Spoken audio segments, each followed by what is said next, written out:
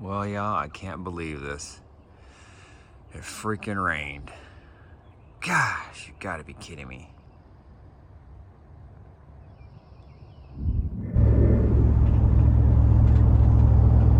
All right, y'all, what it do? Your boy is back on the grind. One more time, your boy's back at it again, man. And we are on the road. I actually did not want to film and drive just because I have the trailer. I have my son in here, so I'm going to actually make this quick just because I want to concentrate and keep my eyes on the road. But I wanted to do an intro because I am heading to the tune shop, and I really don't know how much footage I'm going to get, if any at all, just because, one, I don't think we're running late, but we'll pretty much get there like right on time.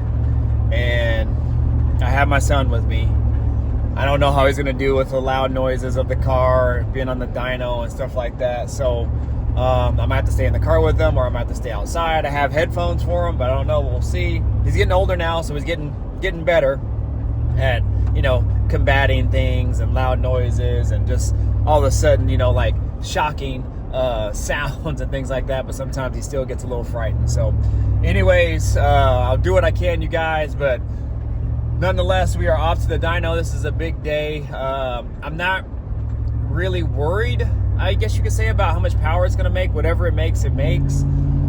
Again, relatively low boost. It's probably only going to run maybe upwards to 9 pounds of boost.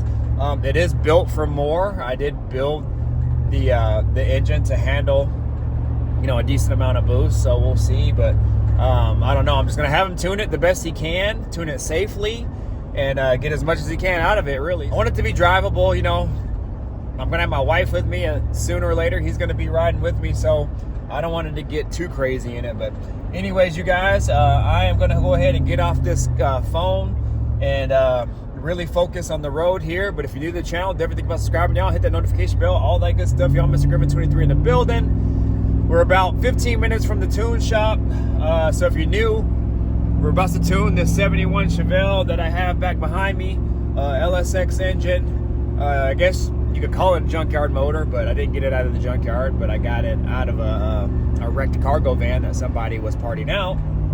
So I guess all in all, kind of the same thing. And yeah, we're trying to make this thing happen. So anyways, I'm gonna go ahead and get off this camera, man, so we can stay safe. But you guys stay tuned, whatever footage I get. If you guys see me next clip and we're already home, then I didn't get any footage at all. But anyways, you guys stay tuned. Hey y'all, we here at the shop. I got it all unstrapped right now. He's pulling his caddy out. That thing's loud as hell.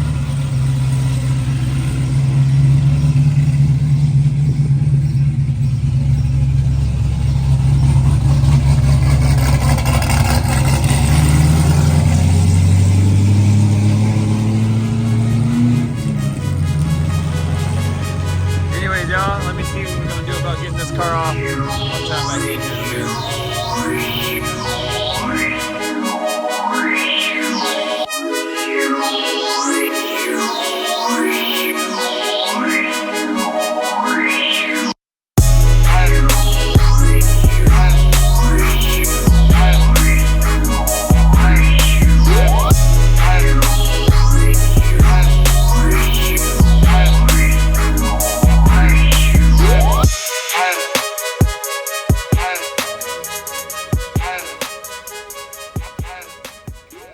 I tried to get a filter for it before, but I also figured, I was like, well, this will only be on the blower, yeah.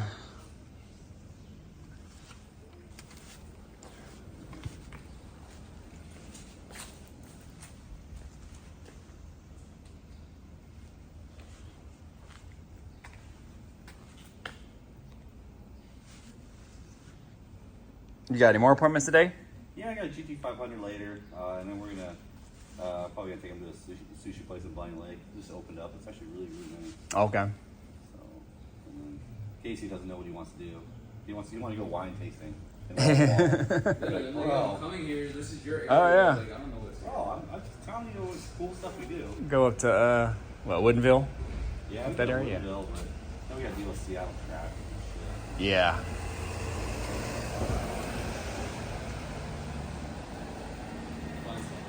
Yeah. Yeah. No doubt you will. But... Told you we just go to Bastrop Island. here for whatever, man. So whatever sounds good, let's go.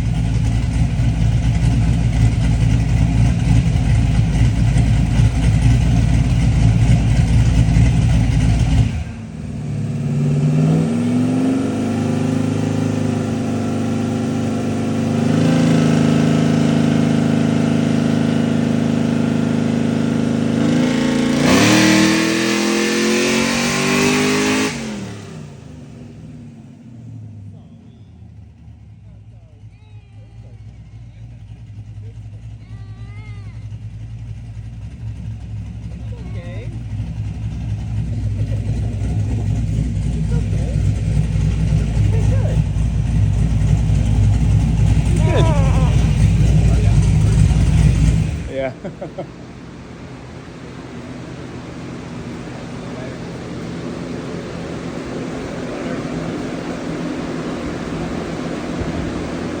Hey.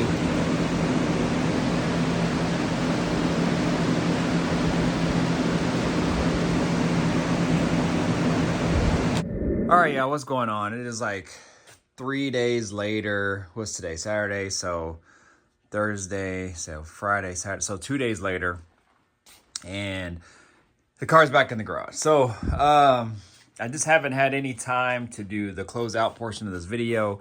We just been running crazy, ragging around here. It's my son's 1 year birthday this weekend, but his actual birthday is next week, Friday on the 24th, but we're going to celebrate it this weekend since the following weekend is Memorial. So send me good vibes, y'all, for the son.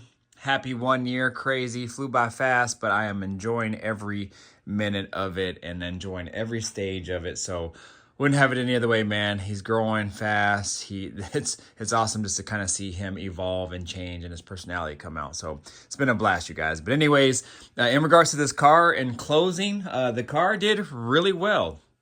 The car had a couple light pulls, but we couldn't go any further because we actually ran out of fuel pump. So if it ain't one thing, it's another, you guys. I swear. So I don't know if I've been, maybe one time, but I was about to say, I don't know if I've been to the dyno and have not had to come back yet. But I went back the last 2 times, another time or two, in order to get a car fully tuned. So anyways, talking a little bit more about this. So the fuel pump that I got, I don't know, I've never used the brand before, but it seemed to held up really well. It just ran out of fuel pump basically. So it could either be the fuel pump itself, which actually said it was rated up to 700 horsepower, which I do believe, and I think that brand is reputable. But honestly, I was thinking about this when I installed it. I don't know if my wire is thick enough running from the relay, which is up tucked under the dash, down the side here to the actual pump. I can't remember if it's like a 16 gauge. It could be a 16 gauge, to be honest. And if it's a 16 gauge, that's probably a little small. My tuner said that he usually sees success as far as voltage going back to the pump at 14 gauge or better, just depending what type of pump it is and how many you're running. So if you guys don't know anything about that, in order for the pump to run at its peak and at its best, it needs a good amount of power and current to the actual pump itself. Now, I knew this. I don't want to say I was being lazy, but I think I have the same gauge wire going to the pump on my box Chevy, so I thought that I would be okay, but I guess not in this case. So I do think the pump is actually good. I just think it's a wiring issue. So, but in order to not run into this issue again, I'm going to go ahead and change out the wiring anyway. It should be fairly easy. Again, I think the relay for it is just tucked up in the corner, which is pretty accessible under my dash. And then the wire just kind of goes down along the side here and then into where the tank area is that feeds the pump. So I have to do that. But also, too, I've been wanting to order a Rix tank as well, too. So I don't know why I've been putting it off. I have the money to do it. I've been saving it for it. I just haven't done it yet just because it's not hard to put the tank in. It's just another thing that I have to do to this car in order to try to get it ready for the show. And I didn't want to get hung up on a new tank because, comes with a new tank, I might have to run new fittings and I might have to run new lines and things like that. And I just didn't want to mess with that and opening up another can of worms if I didn't have to. But I'm going to do that after the show so we can still roll the car to the show. And then when I get the new pump and get all the fuel system dialed in, I can take it back and get the car fully tuned. So we are good to go there. So another thing I can do with the new tank is I can go ahead and put in my exhaust. So you can call this like the point of the exhaust where it goes from the axles back. So because on my 24-inch wheels, they were actually hitting the inside of the tire there. So I think either they were too tall or too wide, but I think with this setup, hopefully, and then with my new tank, I should be able to clear that, I think. I'm not sure. I know one side cleared, but one side did not. Now the car did actually really well on this first two light pulls. You know, he always kind of does a pull or two to kind of get, you know, parameters on what it's doing, get things dialed in, get the fuel dialed in. It's not too rich and such or lean or what have you. So he gets those dialed in, and then he does a couple light pulls. Well, on the second pull, he kind of got on it a little bit more and noticed that about at 45 RPM is where the fuel pump wanted to peak. And anytime he tried to go up higher than that, it just didn't want to act right. And he wanted to be safe with it. He didn't want to, you know, mess anything up with the engine or anything like that.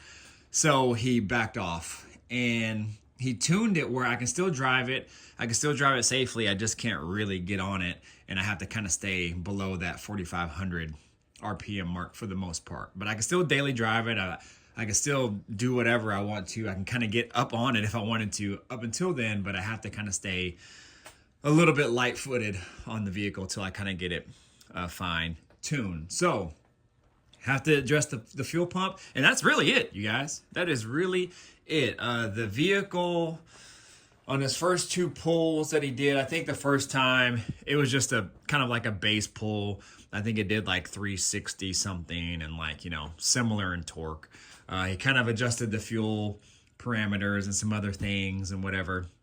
Did a second pull, got on a little bit more, and I think it made like 430, 440, and like 480 torque. But the peak of the RPM was like I think at 4,500 was like where it was making 450 horsepower, and then 5,000 I think it was kind of where it was making its peak torque. It was like 480.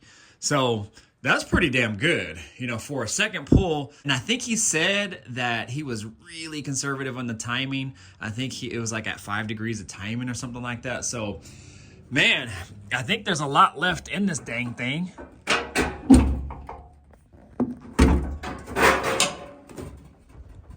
And who knows, you guys? It'll definitely put over 500 for sure. And we have to keep it just a little bit safer just because of the no intercooler issue.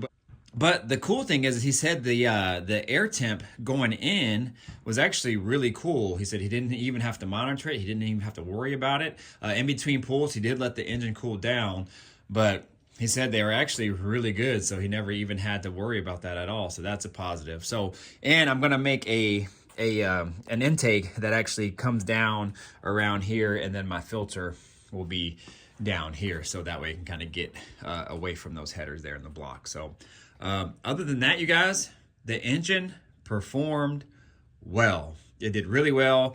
My whole issue with this held up with the belt. If you guys remember that, it was the pulley that stuck behind the alternator or underneath the alternator there, where I got that all lined up. It seemed to held up. It actually doesn't even show any signs of wear, so that is a huge positive, you guys. So we're good to go there. Everything else performed flawlessly. I mean, the engine looks just like it did when it left here, when I showed you guys in the last video. So it looks pretty much untouched. So perfect on that. We are good to go. So I just got to get the fuel pump, the fueling issue dialed in, and then take this thing back another day, and then, man, we'll see what it do. So who knows what it'll do, you guys. I know it should make just as much as the Caprice or more. It actually should make more. If I was running an intercooler, he can kind of tune it accordingly. I think it would actually make quite a bit more, to be quite honest. But what he does is he actually creates the tune and makes the tune and set up different parameters to adjust and account for this style of setup. Also, too, my camshaft and converter don't really, I guess, match with each other, you could say. So the converter that it calls for is at least a 3800 stall. So it's pretty much the cam that I have is for the track. But I had a 3500 stall because I knew a 38 would be like way too high. And a buddy of mine also has this same cam with a 3500 stall, and he says his works great on the street, but he also takes this to the track. Well, I got a 3500 stall, drove it for the past couple of years. It was fine, but it's just too much for the street, you guys. I mean, I go to hit the gas and the car doesn't even move. And then, you know, I have to give it more gas, and then finally it wants to move. So I actually hit up my tuner and I asked him, I was like, yo, can I do a 2800 to 3200 stall in this thing and just, you know, drive it around town and be okay? He was like, yeah, that's perfectly fine. You just won't really get as much out of it in the higher RPMs if you like went to the track or something like that. So that's totally fine with me. When I took it to him Thursday, he did tell me when I got to the tune shop that because of this converter, it's probably going to hold on to about 10 to 15% power because it doesn't match with the cam. So I'm actually going to put that 10 to 15% back into the final tally of whatever this engine puts out, and then we'll call it that, you guys. All right. So, but anyways, get in the comments, y'all. Let me know what you guys think. Let me know what you guys think about the dyno videos and how it sounded and how it ran. I mean, I actually think it performed flawlessly. I don't know if you guys could really see how the ass end would just lift it up when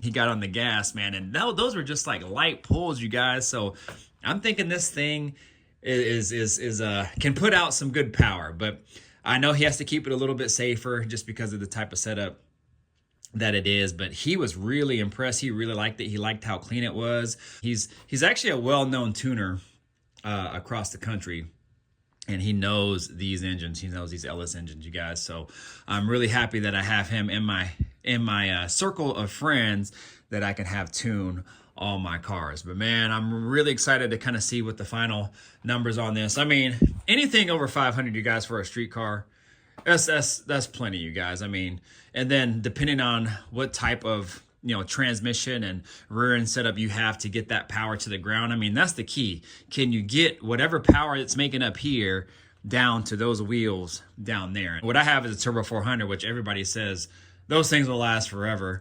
You can just beat on them and beat them and beat on them, and they'll just keep going and keep going and keep going. So hopefully that's the same with mine. And then I have the 4.9-inch with the 410 gears. And my tuner, his name's Kenny, so I'm just going to call him Kenny for here on out. He said that this thing gets busy. Like, that was his first words. He's like, yo, this thing gets down. He says it's gnarly. So he says when you put the foot to the gas, he says it's like instant. It just goes. Oh, and one other thing that I forgot to mention. Now, I had mentioned to you guys, I think on several occasions, that this was only going to make about 7 to 9 pounds of boost, especially on pump gas. This is a 4.4-inch pulley, and that is kind of about right. If you look at the different style pulleys and the different sizes and whatnot, obviously the smaller pulley, because it spins faster, would make more boost because, again, it's spinning faster. It's spinning that Procharger and the impeller a lot faster, forcing more air in. Well, he said that this thing was making like 15 pounds.